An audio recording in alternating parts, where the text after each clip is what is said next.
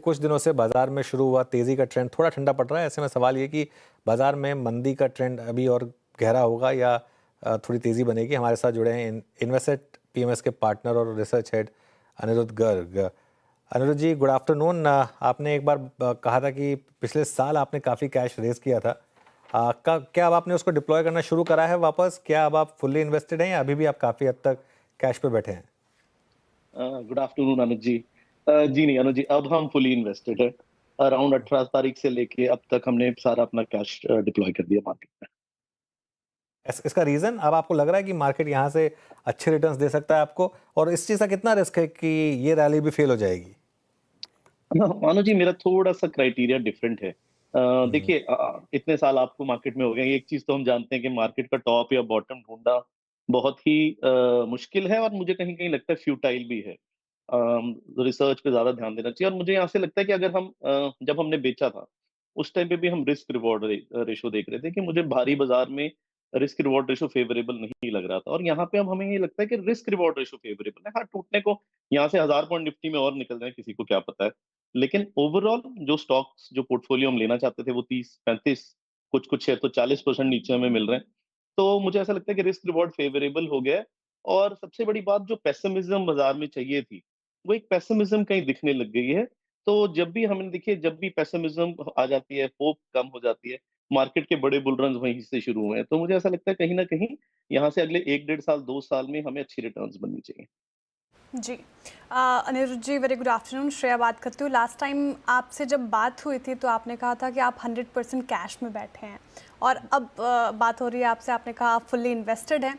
तो सवाल ये कि कहाँ इन्वेस्टमेंट किया आपने, कौन सा सेक्टर या स्टॉक स्पेसिफिक अगर आप बता पाएँ?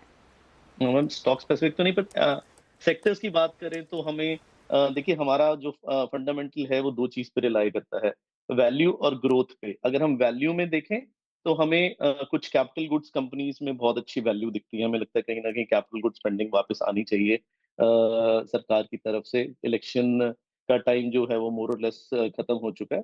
बाकी मेन प्रॉब्लम, मेन जो है, इस बार के लीडर्स कहाँ रहने चाहिए, रिलेटिव चेंज कहाँ पे दिखता है, तो हमें फार्मास्यूटिकल्स में स्पेशली सीडीएमओ सीएमओ में अच्छा रिलेटिव चेंज दिखता है। हमें लगता है कि थोड़ा सा ओवर ओन्ड है जितने भी स्टॉक मार्केट रिलेटेड स्टॉक्स।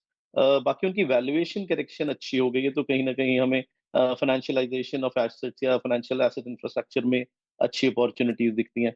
हमें लगता है फाइनेंशियल्स और मेटल्स में हमें अच्छे शूट्स दिखते हैं। हमारा एक थ्योरी है, हमें ये लगता है कि जितना भी टैरिफ वॉर का जो प्रॉब्लम दिख रही है, कहीं ना कहीं ultimately it will effect the interest rate. मुझे ऐसा लगता है ब्याज दरें आने वाले टाइम में नीचे आनी चाहिए, ग्रोथ आनी चाहिए, बिकॉज इस टैरिफ वॉर से कुछ ना कुछ स्लो डाउन आएगा, जिस कारण ग्रोथ वापस लौटनी चाहिए। तो हमें कहीं ना कहीं लगता है, though we don't own position in the sectors, but we are seeing early shoots.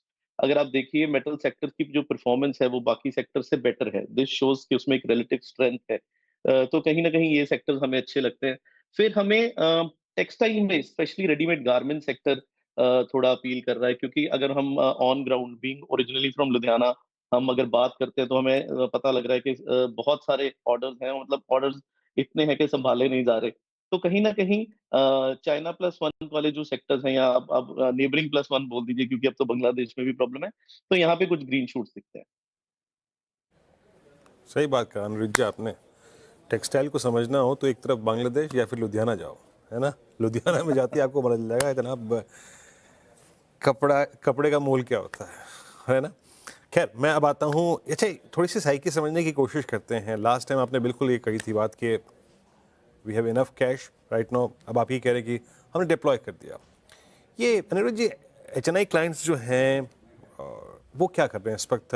हमने देखा कि म्यूचुअल फंड्स के जरिए तो पैसा बहुत आ रहा है। एचएनआईज के वाकई इस फॉल को बीते 15-20 दिन में जो काफ़ी एग्रेसिव भी हो गया था post I think this tariff war, क्या बाय किया एचएनआईज ने? क्या इंटरेस्ट रहा उनका बाजार में? आई थिंक सर, वृद्ध जी, हमारे यहाँ थोड़ा डिफरेंट रहेगा, क्योंकि हमारे यहाँ फॉल नहीं आया। तो जब हमने बोला कि टॉप अप करिए, तो हमें पॉजिटिव अपने क्लाइंट से ही मिला।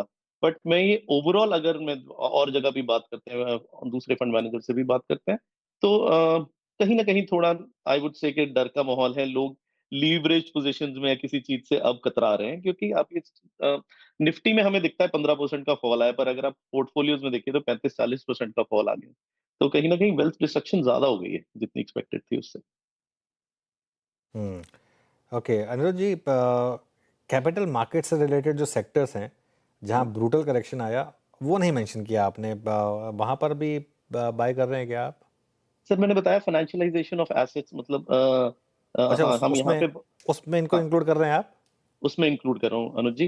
तो मुझे ये ओके। लगता है, देखिए एक चीज तो ये है अनुज जी, हम्म। अगर हम पिछले 2-3 साइकिल की बात करें, तो कहीं ना कहीं ये एक सिक्लिकल सेक्टर्स थे, ठीक है। मतलब क्या होता था कि मार्केट में तेजी आती थी तो इनको एक वेटेज दिया जाता था, ये तेज होते थे और फिर टूट जाते थे। कहीं ना कहीं हमें ये लगता है कि सिक्लिसिटी अभी भी है, बट ओवरऑल एक रिटेल जो है उसने इक्विटी मार्केट्स को एक परमानेंट एसेट बेस मान लिया, और जिस हिसाब से सिप्स इस बार मार्केट में आई हैं, कहीं ना कहीं ये लगता है कि इन सेक्टर्स की कुछ री रेटिंग होनी चाहिए। ओनली प्रॉब्लम वाज अनुज जी, महंगे बहुत ज्यादा हो गए थे। अब वो जो महंगे हो गए थे तो उसकी एक ये करेक्शन आ रही है, but in the long run they I believe they will turn out to be good investments. Okay, what about IT services, यहाँ पर क्या भी रहेगा?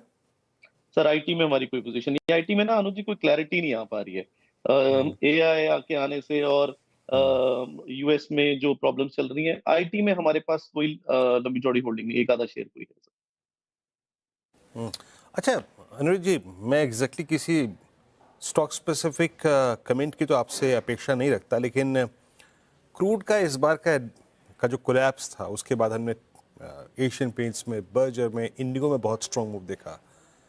क्रूड पे आपकी कॉल क्या है? मतलब क्रूड अगर ऐसे ही ठंडा रहा, ये स्पेस जिसमें रियल स्टेट एंसिलरी है, जिसमें आप एशियन पेंट्स को इंक्लूड कर लीजिए, आप बर्जर को, कंसाई एयरलैक को, फिर आप एक बास्केट ऑटो में टायर स्टॉक्स को देख सकते हैं।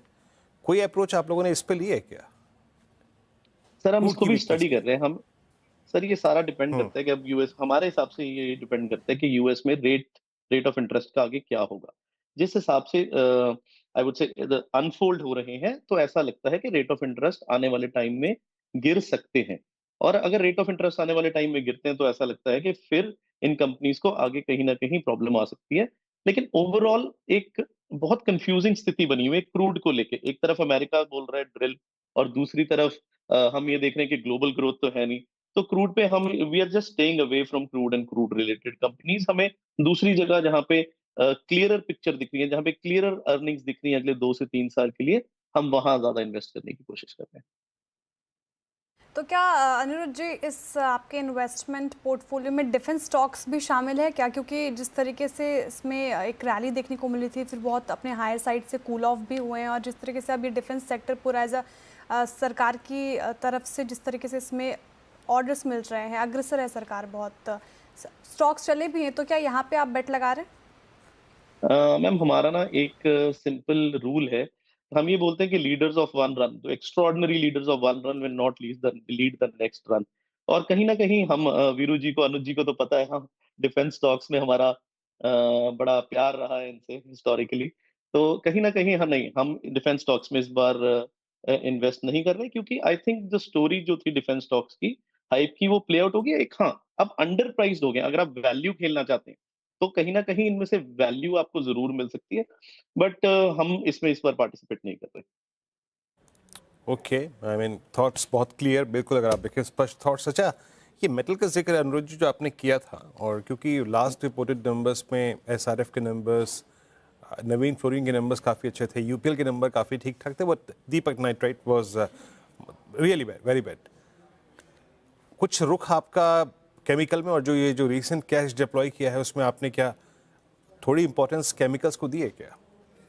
सर अच्छी इंपॉर्टेंस दी है केमिकल्स को, और हमें यहाँ से केमिकल्स में एक अच्छा पॉजिटिव रिलेटिव चेंज दिखता है। हमें ये लगता है कि केमिकल्स का जो क्या बोले, मिड साइकिल क्राइसिस बोले, मिड लाइफ क्राइसिस बोले, जो पिछले 2 साल से था, वो कहीं ना कहीं यहाँ से खत्म होते दिखता है। और हमें लगता है कि केमिकल कंपनीज आने वाले कुछ टाइम में फ्रंट रनर्स तो रहेंगी, if not leaders, front runners तो रहनी चाहिए।